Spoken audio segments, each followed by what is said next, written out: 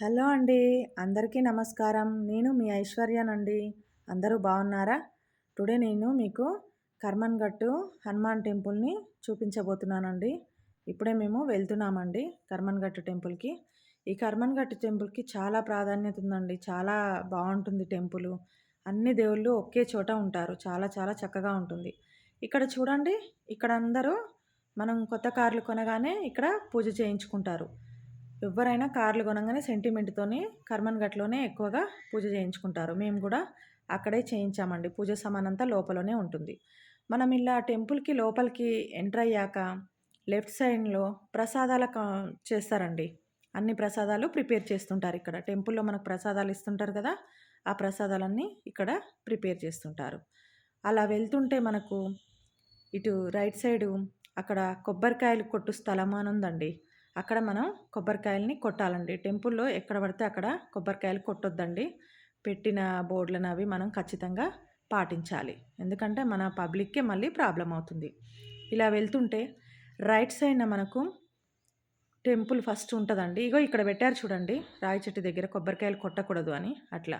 శ్రీ జగన్నాథ స్వామి వారి ఆలయం ఉంటుందండి ఫస్టు. ఇది దర్శించుకున్నాక మనం లోపలికి వెళ్తాము. ఈ విధంగా లోపలికి వెళ్ళాక ఫస్ట్ మనకు గణపతి దర్శనమిస్తాడు. చూడండి అక్కడ ఒక స్వామి ఎంచక్కా బింగిళ్ళు ఎంత బాగా తీస్తున్నాడో. గణపతి అంటే ఫస్ట్ అదే కదండి మొక్కు.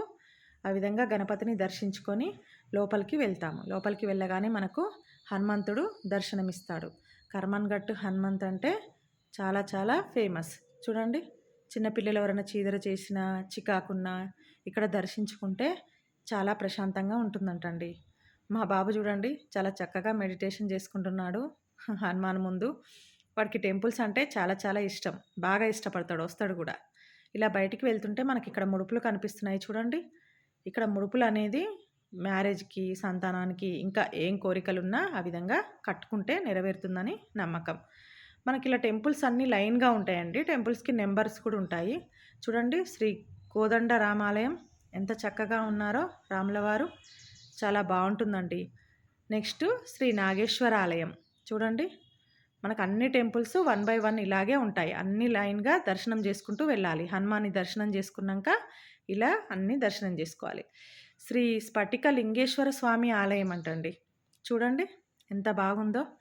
పబ్లిక్కు భక్తులు వస్తుంటారు కాబట్టి కొంచెం అటు ఇటు కష్టమైతుంది. కానీ చాలా ఖచ్చితంగా మీకు చక్కగా చూపిచ్చాను. చూడండి, శివయ్య ఎంత బాగున్నాడో. మంచిగా కనిపించాడు. నెక్స్ట్ ఇక్కడ రాగి చెట్టు, వేప చెట్టు కలిసి ఉంటుందండి. ఇక్కడ నాగదేవతల విగ్రహాలు ఉంటాయండి. చుట్టూ మనం ప్రదక్షిణ చేసుకొని అభిషేకాలు కూడా ఇక్కడ చేసుకోవచ్చు. ఇక్కడ కొబ్బరికాయ కూడా కొట్టుకోవచ్చు కొట్టాలనుకున్న వాళ్ళు. ఈ విధంగా మనం నాగదేవతలకు అభిషేకం చేసుకుంటే చాలా చక్కగా ఉంటుంది. ఎక్కువగా నాగపంచమి, నాగుల చవితికి పబ్లిక్ బాగా వస్తారండి ఇక్కడ అభిషేకాలు చేసుకోవడానికి. చాలా మంచిదండి నాగదేవతలకు పూజ చేసుకుంటే. నెక్స్ట్ ఇక్కడ నవగ్రహాలు ఉన్నాయండి. నవగ్రహాల చుట్టూ ప్రదక్షిణ చేయాలనుకున్న వాళ్ళు ఇక్కడ చేసుకోవచ్చు. అది కంప్లీట్ అయ్యాక మనం సరస్వతి ఆలయానికి వెళ్తాం. ఇక్కడ సరస్వతి దేవి చూడండి, రెడ్ కలర్ శారీలో ఎంత చక్కగా ఉన్నారో. చాలా మంచిగా కనిపిస్తున్నారు.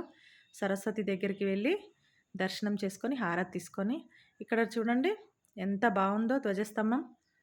నెక్స్ట్ ఈ విధంగా ఆలయాలన్నీ కంప్లీట్ చేసుకొని చిన్న చిన్న ఆలయాలు ఇటు మనం వచ్చాక మనకి అభిషేకాలు చేసుకోవడానికి వీలుగా భక్తుల కోసం మనకు శివలింగాన్ని ఏర్పాటు చేశారండి. స్వయంగా మనమే అభిషేకం చేసుకునే విధంగా. చూడండి, అందరూ ఒక్కొక్కరు వచ్చి వాటర్ ఎలా పోస్తున్నారో. మా పొట్టోడు చూడండి ఎంత బాగా చేసుకుంటున్నాడో. వానికి అభిషేకం అంటే చాలా ఇష్టం. మా ఇంట్లో తులసి దగ్గర కూడా ఖచ్చితంగా అత్తయ్య పూజ చేస్తుంటే వెళ్ళి అభిషేకం చేస్తుంటాడు వాడు. ఈ విధంగా మనం మనసులో తలుచుకుంటూ ఓం నమః శివాయ అనుకుంటూ శివునికి అభిషేకం చేసుకొని నెక్స్ట్ వేరే టెంపుల్కి వెళ్తామండి. విశ్వనాథ ఆలయం అండి. విశ్వనాథ ఆలయం అన్నీ చాలా చక్కగా కట్టారండి. శ్రీ వేణుగోపాల స్వామి టెంపుల్ అండి. చాలా మంచిగా అనిపించింది. అన్ని దేవతలు చాలా మంచిగా అనిపించింది చూడగానే. ఈ విధంగా మనం దర్శనం చేసుకొని బయటికి వెళ్ళాక అక్కడ ఒక స్టేజ్ లాగా ఉంటుందండి. చిన్న చిన్న కార్యక్రమాలు అక్కడ చేస్తారు. తర్వాత ప్రసాదం తీసుకున్నాం. మా బుడ్డోడు ప్రసాదం తింటూ ఎంజాయ్ చేస్తున్నాడు. గోపురం చూడండి, కర్మన్ఘట్ టెంపుల్ గోపురం ఎంత చక్కగా ఉందో. ఆ విధంగా కర్మన్ఘట్ టెంపుల్ దర్శనమైంది. ఇది ప్రసాదం కౌంటర్ అండి. ఇక్కడ ప్రసాదాలు ఇస్తారు. అది కంప్లీట్ చేసుకొని బయటకు వచ్చాక మనకు కృష్ణాలయం ఉంటుందండి. కృష్ణాలయాన్ని కూడా మేము దర్శించుకున్నాము. Like, share and subscribe.